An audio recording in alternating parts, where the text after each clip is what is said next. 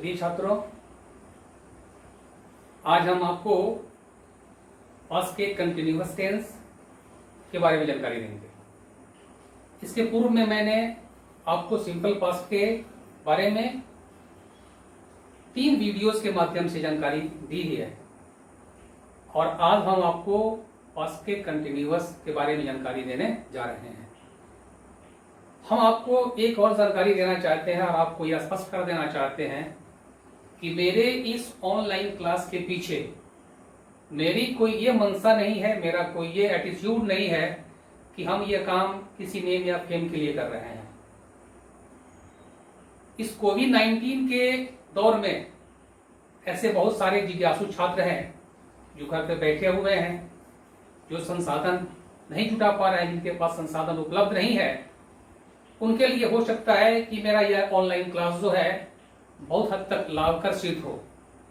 ये बात आप ध्यान में रखें और आपको जहां कहीं भी समस्या हो, आपको समझने में दिक्कत हो, तो आप निश्चित रूप से कमेंट करें या फिर मेरा जो नंबर है, मोबाइल नंबर है, उस पर भी आप संपर्क कर सकते हैं या आपको जो अपना कमेंट देना हो आप कमेंट देंगे। आपकी जो समस्याएं होंगी हम कोशिश करेंगे कि आपकी समस्याओं का समाधान करें।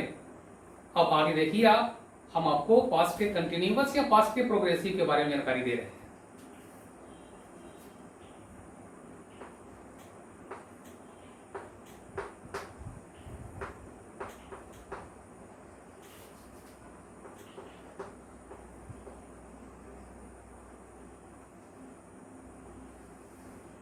पास्ट कंटिन्यूअस आपको मैंने ये बता दी है पहले भी।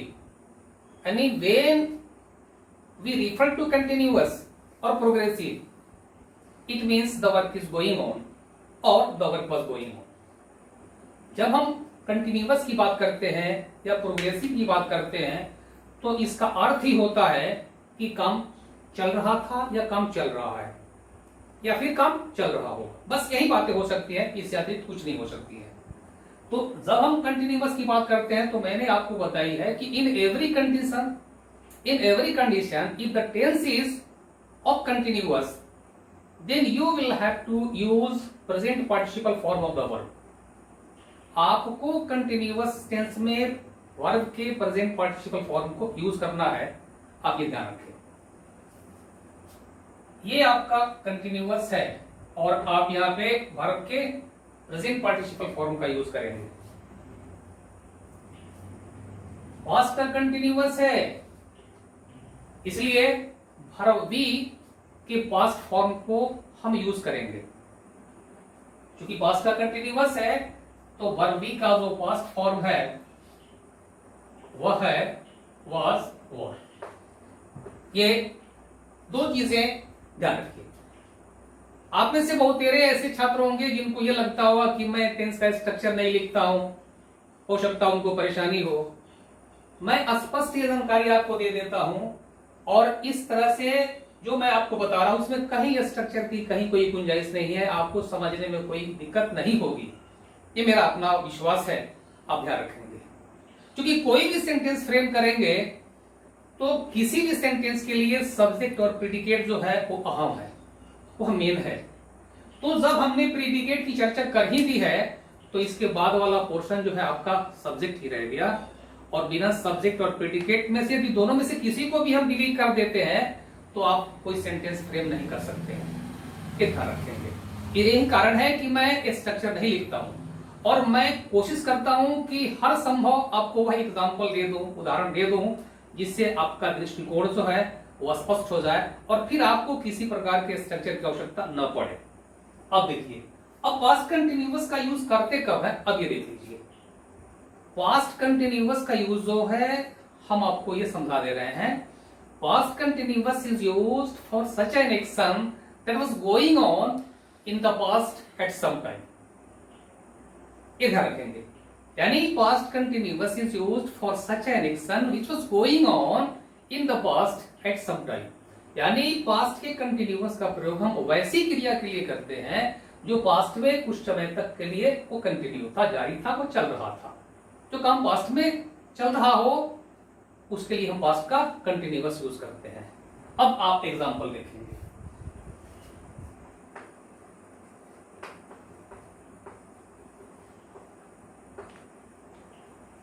Raman was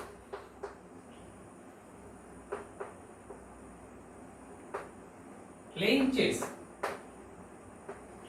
देख लीजिए, यहां मैंने लिख दी है, वर्ब बी के पास फॉर्म का मैंने यूज किया हुआ है, वर्ब को मैंने उसके पास्ट पार्टिसिपल फॉर्म में भी रख दिया हुआ है, प्रेजेंट पार्टिसिपल फॉर्म में मैंने वर्ब को रख दिया हुआ है, गलती से पास्ट पार्टिसिपल कहा गया था। ये था, यहाँ पे मैंने वर्ब को उसके प्रेजेंट पार्टिसिपल फॉर्म में रख दिया हुआ है, यहाँ पे मैंने वर्ब बी के पास्ट फॉर्म को यूज कर दिया हुआ है। यानी ये सेंटेंस ये कह रहा है कि Raman was playing chess, Raman शतरंज खेल रहा था, यानी Raman was playing chess in the past, यानी the work of the action of playing chess is not continued in the present tense, यानी ये खेलने का काम अब नहीं चल रहा है, ये पास्ट में कंटिन्यू था। अब देखिए इसी सेंटेंस को हम इंट्रोगेटिव नेगेटिव में कैसे बदलेंगे उसकी चर्चा भी हम कर देते हैं।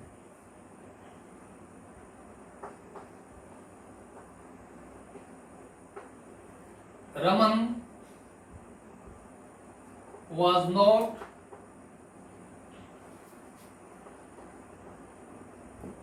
playing chess, ये मैंने निगेटिव बदल दी। फिर इसी को अगर इंट्रोगेटिव बदलना है तो आप देखेंगे, was रमन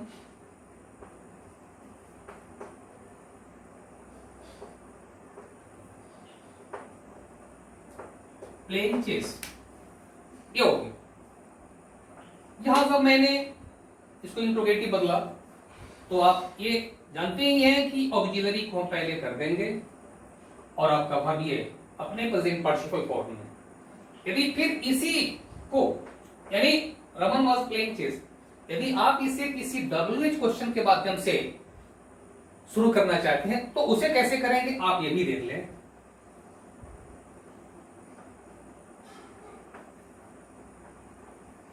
When was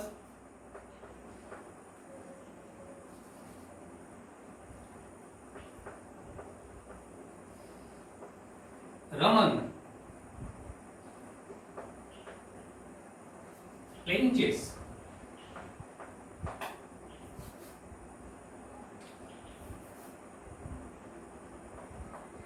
ये मैंने लिख दिया। ये मैंने यहाँ पे, अब ये क्वेश्चन जो है मैंने W से आरंभ किया हुआ है और आपको मैंने ये बता दी हुई है कि when an interrogative begins with WH question word, it is often followed by auxiliaries whatever the tense may be। आपका जो भी टेंस हो उस टेंस के हिसाब से यदि कोई इंट्रोगेटिव यदि WH से आरंभ होता है तो उसके बाद अक्सर जो है ऑक्सिलरी का प्रयोग करना आवश्यक हो जाता है। ये ध्यान रखेंगे।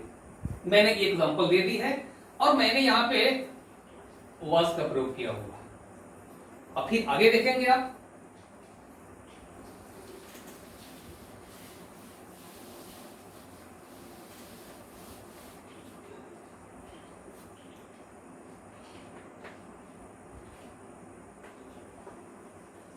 we were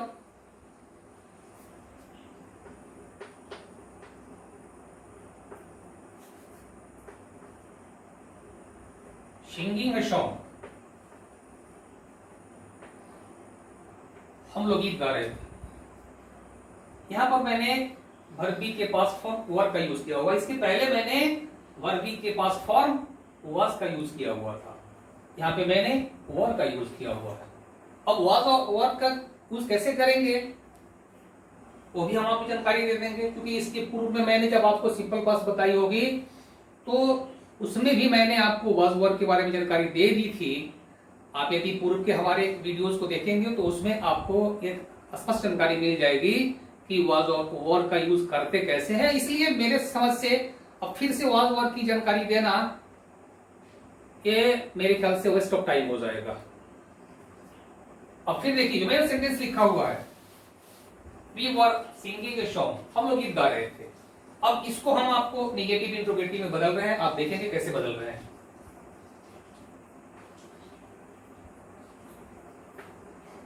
we were not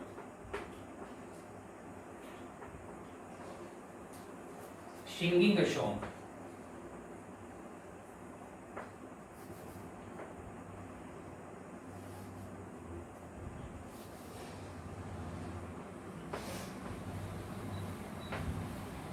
ये मैंने ये निगेटिव बदल दिया। फिर इसी को इंट्रोगेटिव में देखेंगे आप। Were we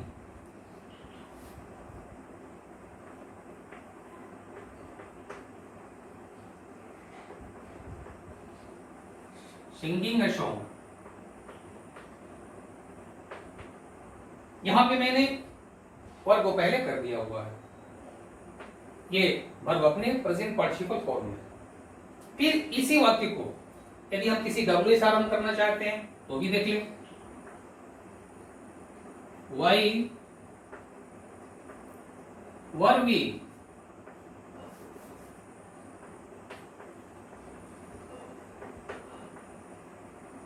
singing a song. यहां आपने देख लिया, ये इंट्रोगेटिव WH आरंभ है। इस तरह से आपको हमने जानकारी दे दी कि पास्ट के कंटिन्यूअस को कैसे हम निगेटिव, इंट्रोगेटिव और फिर वैसे इंट्रोगेटिव जो WH आरंभ होते हैं कैसे बनाएंगे। ये पास्ट कंटिन्यूअस के बारे में जानकारी आपको ये है। फिर अगली जानकारी हम आपको दे रहे हैं कि when to use past continuous. वैसे बहुत सारे यूजेस है, लेकिन जो नटसेल में जो आपके लिए ज्यादा उपयोगी है जानकारी हम आपको दे रहे हैं, आप देखेंगे। फिर अगला यूज देखेंगे पास्ट कंटिन्यूअस का।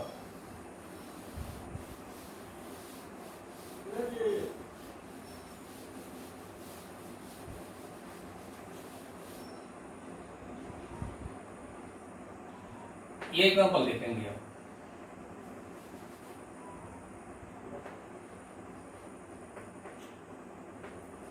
Ramesh said to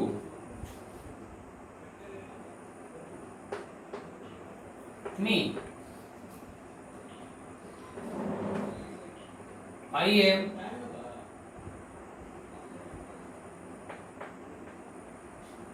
reading a novel.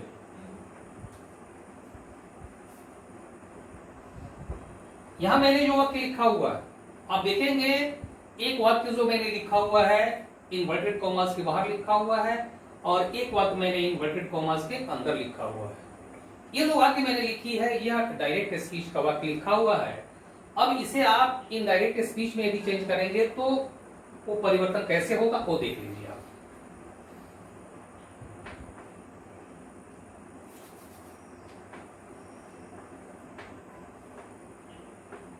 Ramesh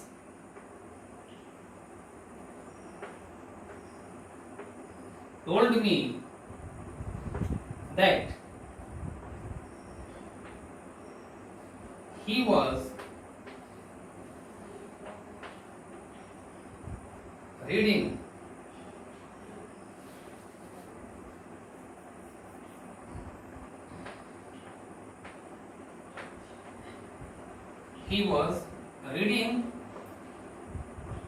a novel।